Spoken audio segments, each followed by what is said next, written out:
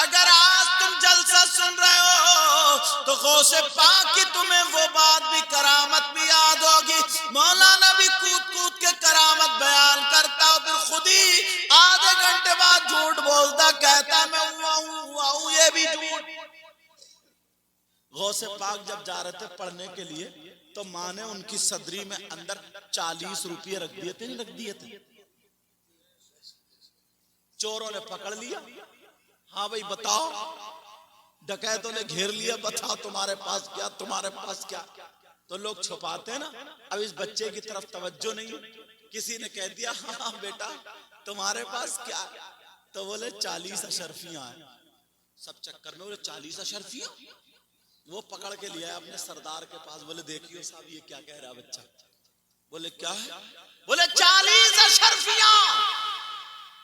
बोले अच्छा कहाँ है बेटा, जरा दिखाइयो। इतनी तो सब पे नहीं थी, निकाल के अंदर से दिखा दी। बोले सब तो अपना माल हमसे छुपाते हैं, तुमने क्यों बता दी? बोले मेरी माँ ने कहा था जब मैं घर से निकला था ना, कहा था बेटा झूठ मत बोलियो। ये गौसे आजम बचपने में जितने चोर थे उनकी तारीख सुनो, सब ईमान वाले हो गए थे, समझे। और आज तो एक शख्स कह रहा है जब तक झूठ नहीं बोले उसका कारोबार ही नहीं चलेगा। अच्छा हाँ, तेरा नहीं चलेगा, लेकिन सहाबा का तो चल गया, नेक लोगों का भी चला, बुजुर्गों का भी चला, अच्छे लोगों का भी चला, तेरा हाँ नहीं चलेगा, क्योंकि तूने नियत ही ऐसी कर ली है। माँ ने ये कहा था, माँ ने बेटा झूठ मत बोलना, का मेरी अम्मी ने ये कहा झूठ मत। और अब तो अम्मी जब तक करते रहेगी हुर्र हुर्र, बच्चे को छुपाती रहेगी हुर्र हुर्र, जब नहीं छुपेगा, पढ़ के नहीं फूंक सकती, कुछ दम नहीं करेगी, वो पता ही नहीं है। जब हुर्र हुर्र करते करते थक जाएगी तो खिसिया कहेगी देख चुप, बंदर आ गया, देख सांप आ गया, देख बिच्छू आ गया, देख कुत्ता आ गया, कुत्ता। और कुछ भी नहीं, ये अम्मा है अम्मा। और अब्बा घर से निकले, बच्चे ने दामन पकड़ ले, अब्बू कहाँ जा रहे हो? बेटे बेटे बेटे मैं तेरे लिए मिठाई लेने जा रही हूँ। अच्छा मिठाई लेने जा रहा हूँ, ये भी झूठ। मैंने इसलिए इतना इस बात को फैला, आज के बाद पहले मुझसे वायदा करो, ऐद करो, इंशाअल्लाह कोई झूठ नहीं बोलेगा।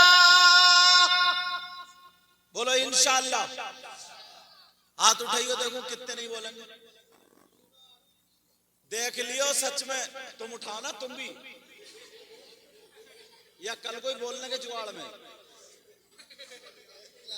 बोलो इंशाअल्लाह झूठ रख लो, रख लो।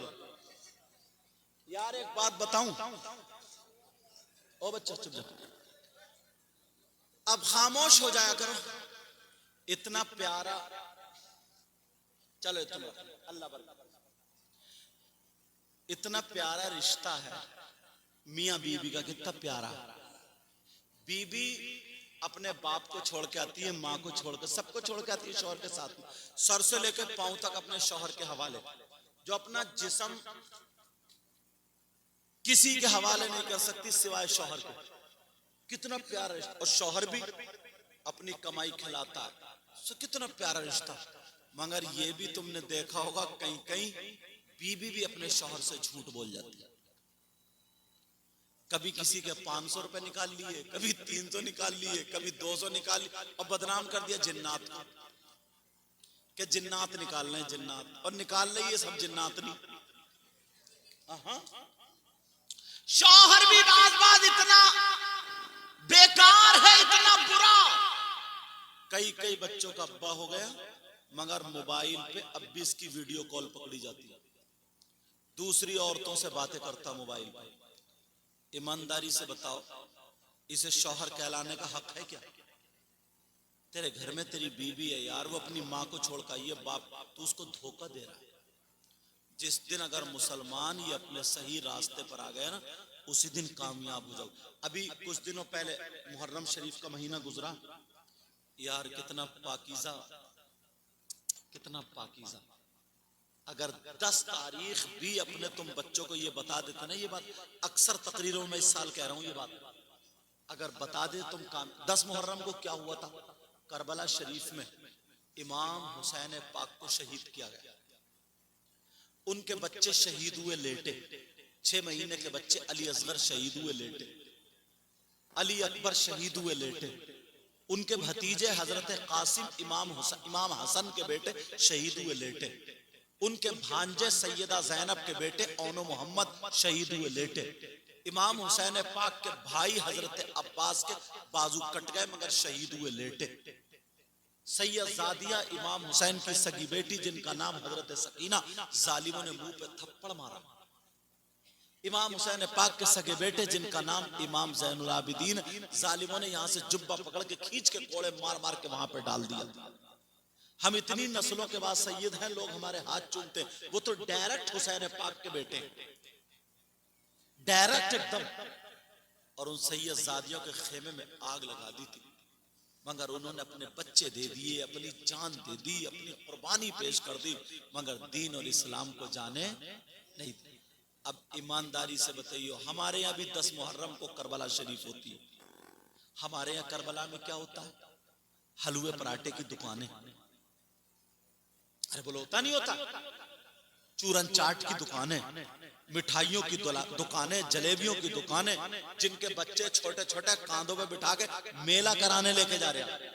हमारे यहाँ मुहर्रम में झूले लग रहे हैं, मेले लग रहे हैं, और ये हद और जुल्म पर जुल्म है, जवान लड़कियां मेले को जा रही हैं। नहीं होता क्या? संभल का इलाका नेज़े देखियो आप, अरे वहां क्या हुआ था, तुम क्या कर रहे हो? ये यहूद और नसारा की चाल थी, चाल कि 72 है, इन्होंने अगर जान पर पड़ी तब भी पीछे नहीं हटे, माल पर पड़ी तब भी पीछे नहीं हटे, इन्होंने अपनी कुर्बानी दे दी, 72 ने दीन इस्लाम को बचा लिया। एक दिन वो होगा जब ये 72 लाख होंगे तो हर घर पे इस्लामी झंडा लहरा देंगे।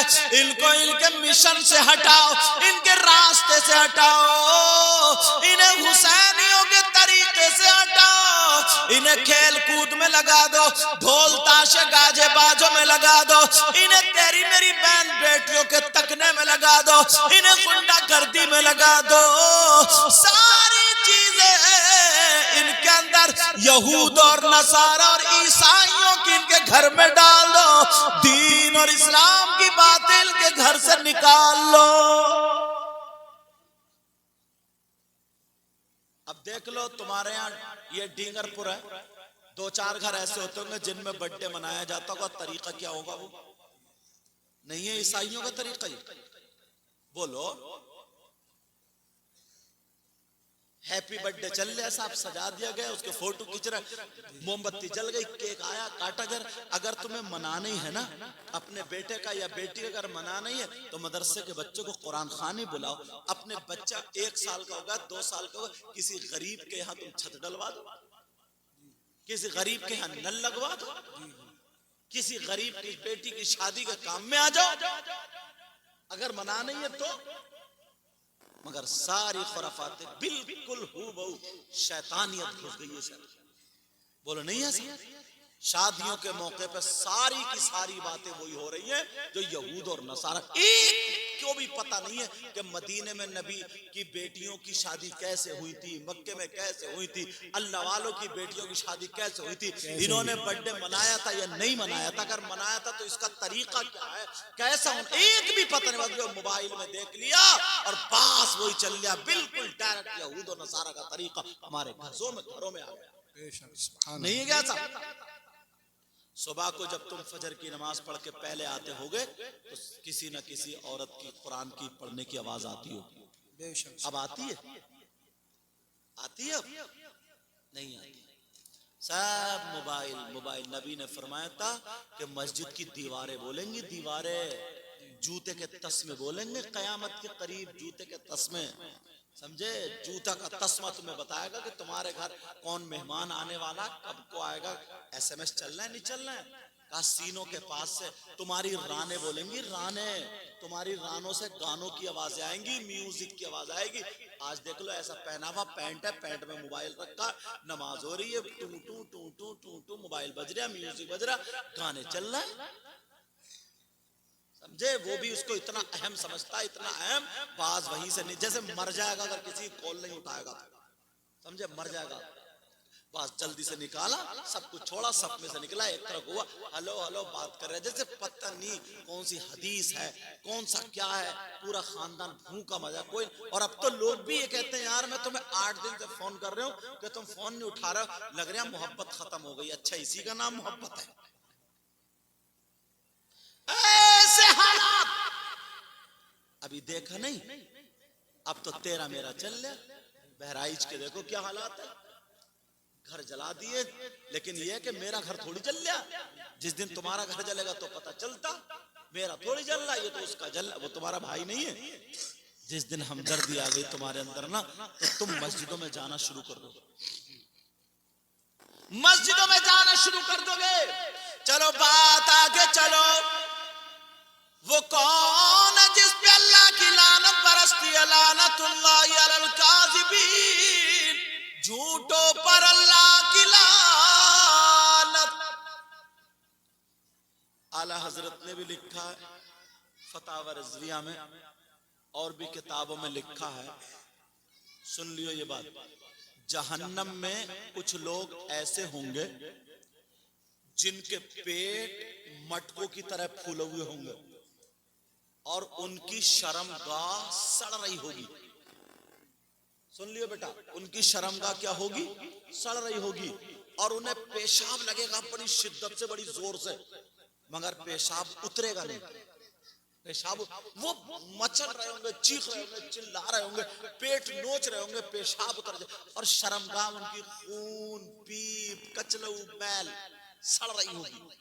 और एक तरफ कुछ लोग ऐसे होंगे जो अपने गले ऐसे चीर रहे होंगे, वो कह रहे हाय अलतश, हाय अलतश, इसका मतलब हाय प्यास, हाय प्यास, हमें कुछ पिला दो, पिला दो। उनकी ज़बानें बाहर बहुत शिद्दत के मारे तड़प रहे होंगे, गले चीर रहे होंगे, हमें कुछ पिला दो, पिला दो। सहाबा ने पूछा, का ये कौन लोग होंगे? तवज्जो रखना।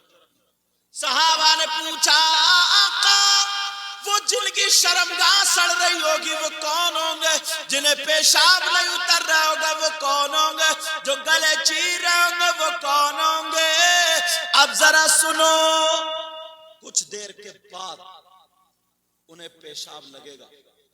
अब पेशाब उनका उतरेगा, निकलेगा, तो पेशाब के साथ पीप, खून, कचलऊ, गंदा मैल सब एक जगह जमा हो जाएगा।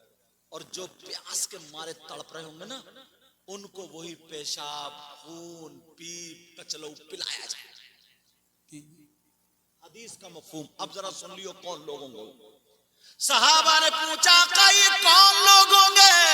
नबी रोते जा रहे और कहते जा रहे हैं, ये मेरी उम्मत के वो लोग होंगे जो शराब पीते हैं, जो शराबी है, शराबी बियर पीते शराब के नाम पर। तुमने बड़ा फैशन निकाला, शादी के मौके पे शराब पी के नाच रहे हो, कई क्लब में जाकर के शराब पी पी के डांस कर रहे हो, मुहर्रम के मौके पे शराब पी पी के ढोल बजा रहे हो, कई उर्स में कव्वालियों में शराब पी करके कव्वाली और कव्वाला की सुनने के लिए जा रहा। कान खोल के सुन लो, नबी फरमाते हैं शराबी होंगे, शराबी जिन्हें खून पीप कचलऊ और पेशाब पिलाया जाएगा। अल्लाह, जिस मुंह से अल्लाह और रसूल का नाम ले, उसी मुंह से शराब। कितने लोग हैं इसकी अहमियत गिरा दी, इसको खत्म कर दिया। नौजवान पी रहे हैं, जिम जाने वाले जा रहे हैं, जो सुअर की चर्बी का पाउडर बनता है ना, उसमें मिलाया जा रहा है, तुम्हें पता तक नहीं है। बस वो पी रहे हैं पाउडर, दूध में मिला मिला के डोले शोले। अरे तेरे डोले शोले किस काम के? जो दीन के काम में ना लगे, इस्लामी काम में ना लगे, तेरी माँ बाप की खिदमत में ना लगे, किसी दीन और इस्लामी काम में ना आए, सिर्फ कब्र के सांप और बिच्छुओं की ग़िज़ा और कीड़ों की ग़िज़ा बना। मगर क्या है, शादियों में यहाँ से यहाँ तक आस्तीन चढ़ा लेगा, डोले दिखाता फिर रहे और यूं ऐसे घूमता फिर रहे, ऐसे घूमता फिर। असली हीरो, असली शेर वो थे जिनके हाथ में तलवार होती थी, इस्लामी झंडा होता था, अगर मैदान में उतर जाते थे तो क्या कहते थे? यही कहते थे, दश्त तो दश्त दरिया भी न छोड़े, हमने बहरे जुल्मात में दौड़ा दिए घोड़े। बेशक, सुभान अल्लाह, सुभान अल्लाह। छक्के बन गए आज के नौजवान, बिल्कुल नामर्द बन गए, छक्के बन गए। क्या चूड़ी पहनेगा, गले में चैन पहनेगा, कान में कुंडल, और अब तो कंगा लगा रहे, कंगा। तुमने देखा होगा, इन पुराने लोगों से पूछो, ये वो काम नहीं करते थे जो औरतों के काम करने वाले को भी ये कहते थे ये जनाना काम है, जनाना। कितने लोग कबड्डी खेलते थे, कितने लोग अखाड़ा खेलते थे, कितने लोग लाठी चलाते थे, कितने लोग कुश्ती, इनमें ताकत थी। और अब क्या कर रहा है?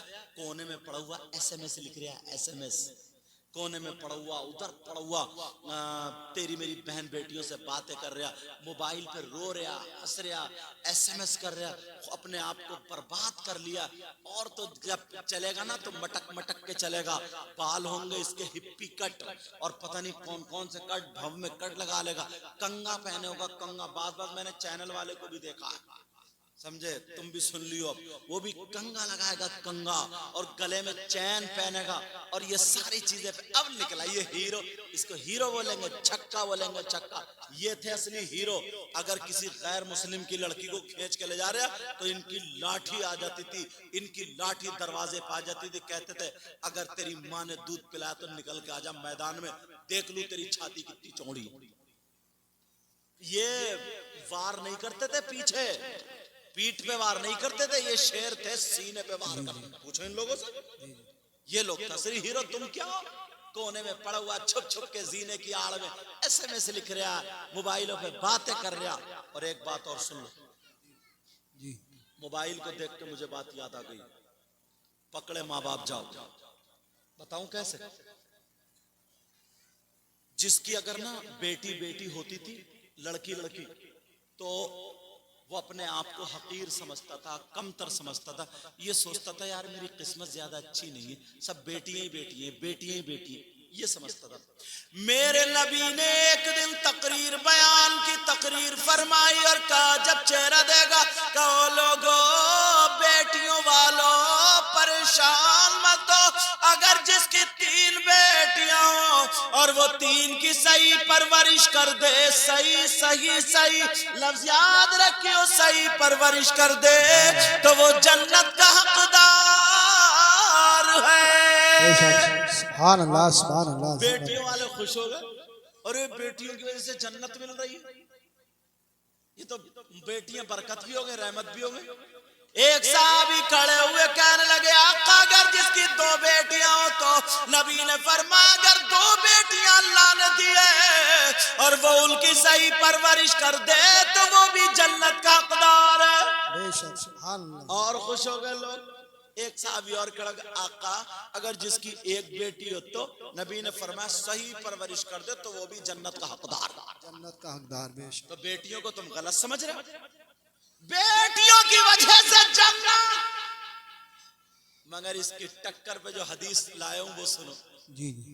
नबी फरमाते हैं काल काल रसूलुल्लाह सल्लल्लाहु तआला अलैहि वसल्लम सलासा ला यदखुलूनल जन्नह अला कुल्ली वालिदैहि वद्दयूस व रजुलतुन निसा। नबी फरमाते हैं 3 लोग जन्नत में नहीं जाएंगे। कितने लोग? 3 लोग जन्नत। कितने? 3। और नबी जिसको मना कर दे कोई मौलवी साहब नहीं ले जा सकते, नबी जिसको मना कर दे पीर साहब भी नहीं ले जा सकते, नबी जिसको रोक दे उसकी नमाजें नहीं, रोजे नहीं, ज़कात नहीं, कोई भी उसे जन्नत में नहीं ले जा सकता। नबी फरमाते हैं 3 लोग जन्नत में नहीं जाएंगे। कौन कौन? उसी हदीस की टक्कर पे ध्यान में रखना, जिसकी 3 बेटियां हो सही परवरिश कर दे, 2 बेटियां हो सही परवरिश कर दे, जन्नत का रास्ता खुल गया। 1 बेटी हो सही परवरिश करे, जन्नत का रास्ता। नबी फरमाते हैं 3 लोग सलासा।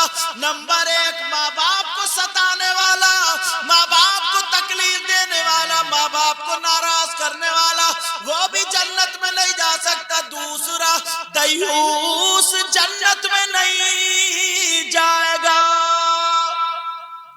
दयूस कहाँ रहता है? कौन से गांव में रहता है? दयूस रहने वाला कहाँ का नहीं? दयूस वो माँ बाप है जिनकी बेटियां आवारा घूम रही हो। दयूस वो माँ बाप है जिनकी बेटियां फैशनीले कपड़े पहन के घूम रही हो। दयूस वो माँ बाप है जिनकी बेटियां दूसरे लड़कों से मोबाइल पे चैटिंग और सेटिंग कर रही है। दयूस वो माँ बाप है जिनकी बेटियां बेपर्दा घूम रही है। अब तुम अपने गिरेबान में झांको, ओ माँ बाप तुम्हारी बेटियां मेलो ठेलों में जा रही है, गैर मर्दों से टकरे खा रही है, तुम्हारे घरों में मोबाइल है, बातें कर रही है, शादियों में फैशनीले कपड़े पहन रही है। नबी फरमाते हैं वो माँ बाप दयूस है और दयूस जन्नत में नहीं जाएगा। बेशक, क्या बात। बेटियों की वजह से जन्नत और बेटियों की वजह से जहन्नम। खुद फैसला कर लो। एक बात बीच में टक रही, अगर बेटियों की सही परवरिश कर ली तो जन्नत का हकदार, और बेटियों की सही परवरिश नहीं, आजाद छोड़ दिया तो जन्नत का दरवाजा बंद। भाई मैं तो हदीस पढ़ रहा हूं ना, मैं किसी मौलाना की भी बात नहीं कर रहा हूं, मैं किसी और की बात डायरेक्ट अपनी बात ले जाके या तो हदीस पे या कुरान पे लाकर टेक रहा हूं ताकि बात पक्की। क्योंकि यहाँ मैंने देखा माशाल्लाह सुलझे हुए लोग सुन रहे हैं, मुझे खुशी है, वरना बास जगह तो इतने हुड़दंगी होती है कि मत पूछो, अल्लाह माफ फरमाए। अब ये काम किसका है? किसी मुफ्ती साहब का, पीर साहब का, माँ बाप का, अपनी बेटियों की सही परवरिश करना। तुम देखो कम से कम 100 लोग इसमें ऐसे होंगे जिनकी जवान बेटियों पे मोबाइल हो। मोबाइल की जरूरत कुछ नहीं बेटी को, बाप को भले पता नहीं है, वो सुबह से शाम तक चला गया काम करने, मगर माँ को जरूर पता है मेरी बेटी मोबाइल कहाँ चला रही है। इस माँ को जरूर पता है मेरी बेटी जीने की आड़ में खड़े होकर मोबाइल चला रही है, छत पे खड़े होकर मोबाइल चला रही है। समझ रहे? और एक बात और बताऊं, जो लड़कियों वाले मदरसे हैं उनमें भी मोबाइल जहर है, मोबाइल जहर है। बाज शायर, बाज मौलाना भी बहुत मोबाइल चलाता है। समझे यार, इतना मोबाइल चला रहा है ये, रात के 10 बजे से लगा तो 12 बजे तक, जब तक नम बन नहीं आ रहा कान से मोबाइल है। इसका इतना बड़ा बिजनेस कौन सा हो गया, मेरी समझ में नहीं आ रही बात। इसके घर में क्या बहन बेटियां नहीं है? वजह क्या?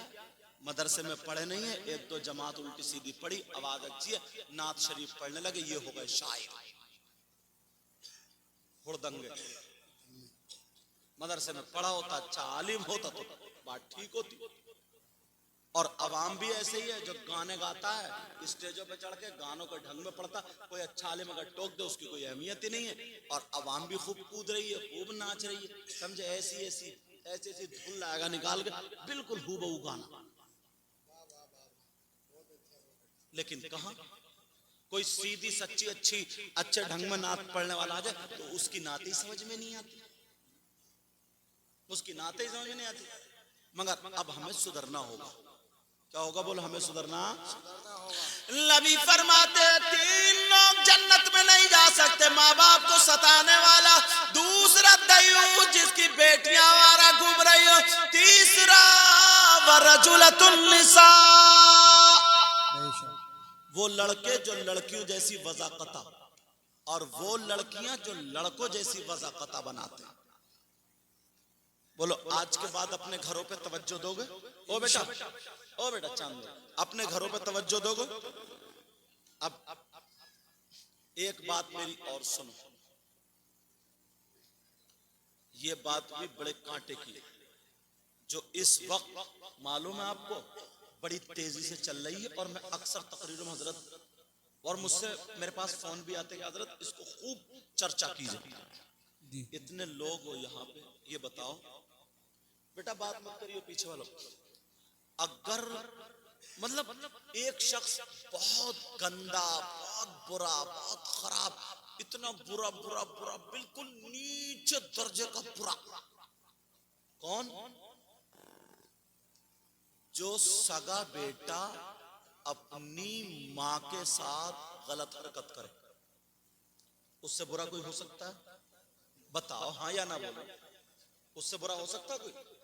सगा बेटा जिस माँ ने दूध पिलाया, 9 महीने पेट में रखा, और उसी के साथ जिना करे, उसके साथ गलत हरकत करे, मुंह काला कर, मर जाएगा लेकिन गलत नजर नहीं रखे, बोलो, गलत नजर नहीं रखे। मैं क्या है ना, हदीसें पढ़ता हूँ या कुरान की आयत पढ़ता हूँ ना, तो वो उसे कौम पे उतारने की कोशिश करता हूँ।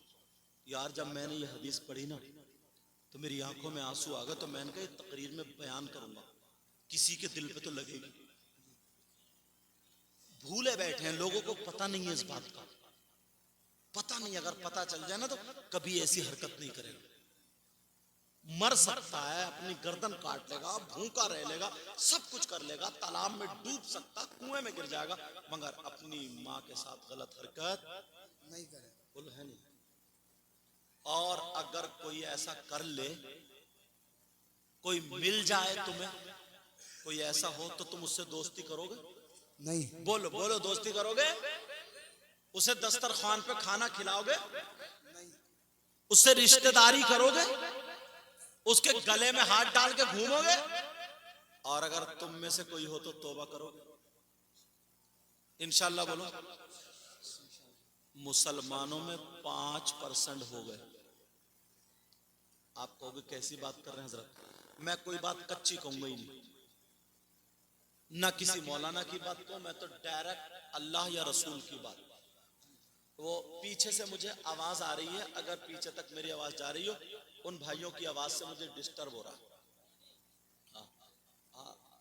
बेटा अब बात मत करो, बाबू इधर आ जाओ, तवज्जो रखो मेरी तरफ। 5% लोग ऐसे हैं। कितने लोग? 5%। तुम्हारे डींगरपुर में भी हैं।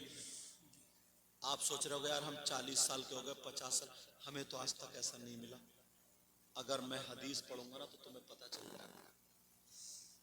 किसी मौलाना की या पीर की नहीं, बात मौलाना ने भी बहुत झगड़े फैला कर रखे हैं, समझ रहे मेरी बात? लेकिन किसी मौलाना की या पीर की डायरेक्ट हदीस शरीफ, और अगर कोई गलत साबित कर दे तो मुंह मांगा इनाम। जिसका बाप जिंदा वो हरामी कैसा? मिसाल बोलिए इतनी बड़ी। अब जरा सुनो, कौन है वो जो अपनी माँ के साथ गलत हरकत करने जैसा, जिना करने जैसा, मुंह काला करने जैसा है? तुमने नाम सुना होगा सूद और ब्याज का। किसका नाम सुना बोलो? जब मैं इसके बारे में पढ़ रहा था तो ये हदीस आई, 2 हदीसें और भी होंगी, लेकिन मैं 2 अपनी आंख से देखा, उन दोनों को बैठ। अब बताओ 5% लोग सूद का काम कर रहे हैं, नहीं कर रहे? एक चीज और चल रही है, उसको बोलते हैं कमेटी। यहां क्या बोलते हैं मुझे पता नहीं, मैं समझाऊंगा तो समझ जाओगे। मतलब 10 लोग इकट्ठे हुए, 10-10 हजार रुपए जमा करके 1 महीने के जमा कर लिए, 1 लाख हो गए। अब उसकी बोली लगती है, कोई उठाता ना उसको, तो कोई 90,000 में, कोई 80,000 में, कोई 85, सबसे कम में जो उठागा उसको दे देते हैं। बाकी जो 20,000 बचे वो सब में बांट लेते हैं। इसको क्या बोलते हैं?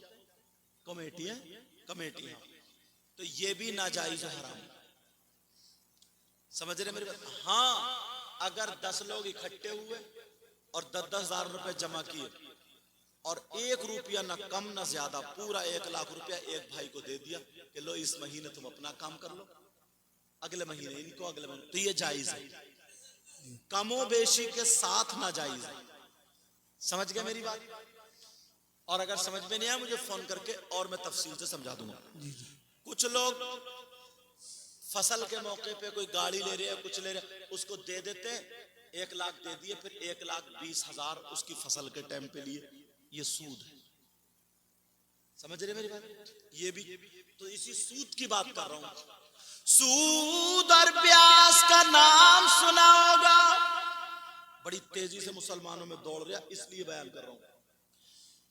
सहाबा ने पूछा का सूद और ब्याज का गुनाह कितना है? तो नबी फरमाते हैं सूद और ब्याज का जो गुनाह है उस गुनाह का एक टुकड़ा नहीं है, एक हिस्सा नहीं है, 70 हिस्से, 70 हिस्से। दूसरी हदीस में 73 का जिक्र आया। इतना बड़ा, इतना बड़ा, इतना बड़ा, इतना बड़ा, इतना बड़ा, समझाने के लिए कह रहा हूं सुनो। जैसे ये 70 बोतलें हैं तो नबी ने फरमाया सूद और ब्याज का गुनाह उसके 70 हिस्से हैं। उस कोने से लेकर के यहाँ तक रखे हो, सबसे बड़ा वाला उधर, फिर छोटा वाला इधर, फिर उससे छोटा, उससे छोटा, उससे छोटा, उससे छोटा, 70 हिस्से लाइन से रखे हो। अब नबी फरमाते हैं सबसे छोटा वाला हिस्सा जो है उसका गुनाह और पाप ऐसा है जैसे सगे बेटे का मां के साथ जिना करना। छोटे वाले का ये आलम है तो 70 और 69 का क्या होगा? बोलो। तुमने मुझसे वायदा किया था तौबा करेंगे, अच्छे लोग भी बुरे लोग भी सब उठाएंगे, मौलाना लोग भी, ताकि किसी का रास फाश ना हो। मेरा मकसद किसी को जलील करना नहीं है, हिदायत राह रास्त पर लाना। सारे लोग हाथ उठा करके तौबा करो, बोलो या अल्लाह हम अपने गुनाह से तौबा करते मौला, आज के बाद सूद और ब्याज का कारोबार नहीं। बोलो इंशाअल्लाह, इंशाअल्लाह, इंशाअल्लाह। रख लो। शराब की बात भी हो गई, सूद और ब्याज की भी हो गई। एक बात और खटक रही है मेरे जहन में, अगर इजाजत हो तो बता। इतने अच्छे लोग ना मुझे कभी कभी मिलते हैं, अगर इजाजत हो तो बता दूं। हालांकि तबीयत आप देख ही रहे, और कल को मुझे गुवाहाटी जाना है, दिल्ली जाऊंगा पहले सुबह, उसके बाद मेरी फ्लाइट है। तो बहरहाल दुआ करो अल्लाह ताला अपने हबीब के सदक़े तो फैल मुझे भी अमल की तौफीक अता फरमाए, आपको। तो सबने वादा किया सूद और ब्याज का कारोबार आज के बाद यार चटनी से खा लेना, रूखी खा लेना, नमक से खा लेना, मगर अपने बच्चों को हराम लुक़मा मत खिलाना। जी जी। बहुत बिल्डिंगें बना ली, गाड़ियां खरीद ली, सूद का कारोबार कर रहा था, मर गए तो कब्रिस्तान में लोग चर्चा करने लगे, अरे यार हज तो 2 कर लिए मगर कारोबार इसका सूद का था। भाई बिल्डिंगें भी बहुत हैं, दिल का बहुत काला था यार ये हाजी। मतलब इस तरीके से लोग बयान। और अगर गरीब होता ना, गरीब हथौड़ा चलाते चलाते, गाड़ी काटते काटते, या अपनी मजदूरी करते करते और अपनी कमाई से बच्चों को पालता था, घर भी बहुत अच्छा नहीं हुआ, पालते पालते चला गया। लोग कहते हैं यार गरीब था मगर था बड़ा भोला यार, आज तक इसने किसी का पैसा नहीं मारा। लोग कब्रिस्तान में ये चर्चा करने लगते हैं। जी जी। वो लोग करने लगते हैं, नहीं करने लगते हैं? हाँ मैंने टाइम तो ध्यान ही नहीं दिया। अच्छा 11:41 हो गए। हाँ बोलूंगा बिल्कुल इंशाल्लाह। ये बात और बता दूं फिर उधर ही आता हूं, ठीक है? ये बता दूं, बड़ी अच्छी बात, बड़ी अच्छी लग रही है ये बात, बहुत प्यारी है और काम में आने वाली है यार। वो शख्स कैसा होगा, कौन शख्स, किसी के भाई का इंतकाल हो जाता है ना, तो वो उसके बीवी बच्चे रोते हैं, कुरान खानी कराते हैं, उसे दुख होता, अफसोस होता। मगर एक बंदा ऐसा है जिसके भाई का इंतकाल हो जाए, वो अपने भाई का गोश्त, मरे हुए भाई का गोश्त नोच नोच के खा रहा है। उससे बुरा भाई कोई हो सकता है? उससे खराब, उससे जलील, उससे नीच, उससे गंदा कोई हो सकता है? तुम्हारे डिंगरपुर में कोई है? हाँ या ना बोलो। नहीं ना यार, आप लोगों में भी ना 50% है, और तुम में नहीं, हम मौलाना लोगों में भी हो गए। मैं किसी मौलाना की बात नहीं, कुरान की आयत पढ़ूंगा, तुम कहोगे हाँ बात बिल्कुल यार एक एक क्लियर चल रही है, सच चल रही है। कुरान की आयत है, कौन है जो अपने मरे हुए भाई का गोश्त खाता? तुम उससे हरगिज दोस्ती नहीं कर सकते। अल्लाह फरमाता है वला यग़तब बादुकुम बादा अयुहिब्बु अहदुकुम अन यअकुला लहमा अखीही मैतन फकरिहतुमू। इनसे पूछो ये कुरान की आयत है कि नहीं जो मैंने पढ़ी है? कौन है वो जो अपने मरे हुए भाई का गोश्त खाने जैसा? अल्लाह फरमाता है जो आपस में एक दूसरे की गीबत करता है, चुगली करता है, पीठ पीछे बुराई करता है, और नुक्कड़ पे बैठ के बुराई फेंकने वालों, चौराहों पर चुगली करने वालों, मस्जिद के गेट से उतरते ही गीबत करने वालों, जरा कान खोल के अल्लाह का फरमान सुनो। अल्लाह फरमाता अगर कोई गीबत करता, चुगली करता है, पीठ पीछे बुराई करता है, तो ऐसा है जैसे मरे हुए भाई का गोश्त खाने वाला। हमारी तवज्जो ही नहीं जाती, घंटों बुराइयां करते रहते हैं, घंटों चुगली करते रहते हैं। अपने आप पे कंट्रोल करो।